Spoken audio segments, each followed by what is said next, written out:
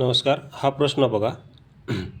प्रश्न काय आहे, एक कामगार त्याच्या घरापासून ऑफिसला 5 किलोमीटर वेगाने गेला तर 3 मिनिट उशिरा पोहोचतो.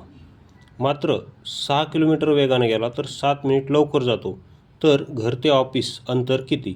म्हणजे बघा, 5 किलोमीटर पर हॉवरने गेला तर त्याला ऑफिसला जाण्यासाठी जो काय ऑफिसचा टाईम असतो तो 3 मिनिट लेट होतो. म्हणून त्याला बॉस काय करतो, कलम करतो.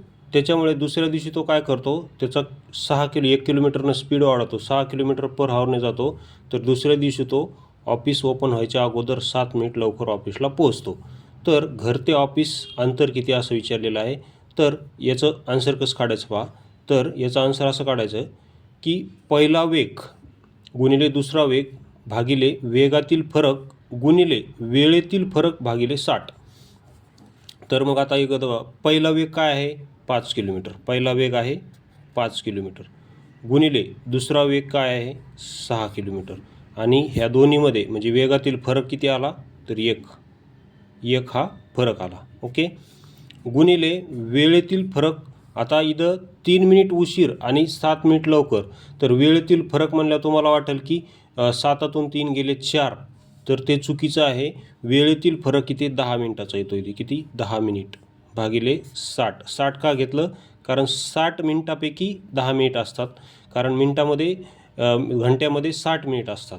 तर 10 मिनिट तो लेट झालेला आहे. तर 10 मिनिट लेट कसं, पहिल्या दिवशी 3 मिनिट उशिरा पोहोचला होता. उदाहरणार्थ ऑफिस 10ला उघडतं, तर तो पहिल्या दिवशी 10:03ला गेला होता. आणि दुसऱ्या दिवशी तो 7 मिनिट लवकर गेला, म्हणजे दुसऱ्या दिवशी तो 9:53लाच गेला.